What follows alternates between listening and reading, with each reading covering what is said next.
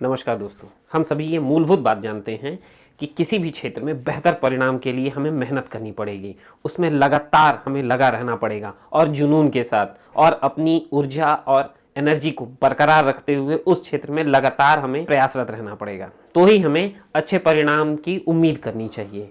अन्यथा ये हम सोचें कि सिर्फ हमारे सोचने से, हमारे दिमाग में वो एक ख्याली पुलाव की तरह पकाने से कि हमें ये प्राप्त हो जाए, उस क्षेत्र में हम बेहतर परिणाम ले आएं, ऐसा नहीं हो सकता है। उसके लिए हमें लगातार लगा रहना पड़ेगा और प्रतिदिन इस बात का ध्यान रखना पड़ेगा कि हम अपने क्षेत्र के लिए लगातार प्रयास करते रहें ताकि उसमें बेहतर परिणाम हमें मिल सके। महानता हमें यूं ही नहीं मिलती। महानता और बड़ी सफलता के लिए हमें लगातार प्रयास करना पड़ता है और उसकी कीमत चुकानी पड़ती है, और इसके लिए प्रतिदिन बिना एक दिन भी छुट्टी लिए प्रयास करने की जरूरत रहती है। प्रतिदिन अगर उस क्षेत्र में अभ्यास न किया जाए तो हमारी परफॉर्मेंस पे सीधे असर पड़ सकता है।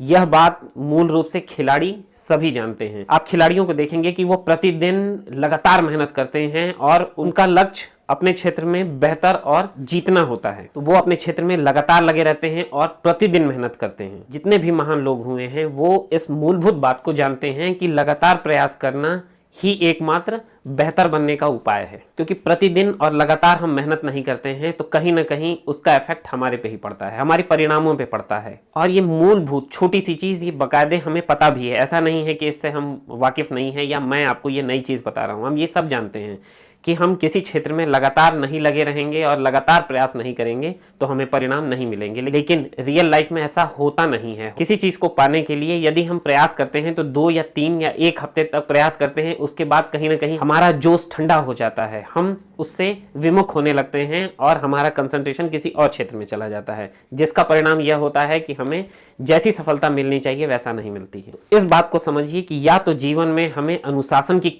कीमत चुकानी पड़ेगी या फिर अफसोस की, क्योंकि जैसा परिणाम हम चाहते हैं अगर हमें परिणाम नहीं मिलेगा तो हमें अफसोस होगा कि काश हमने ऐसा किया होता, लेकिन तब तक बहुत देर हो चुकी होती है।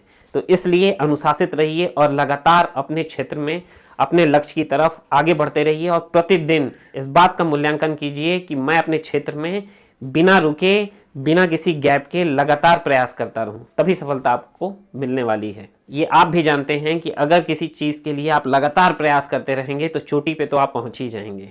चोटी पे पहुंचने से आपको कोई भी नहीं रोक सकता।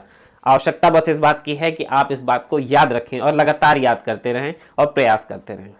धन्यवाद।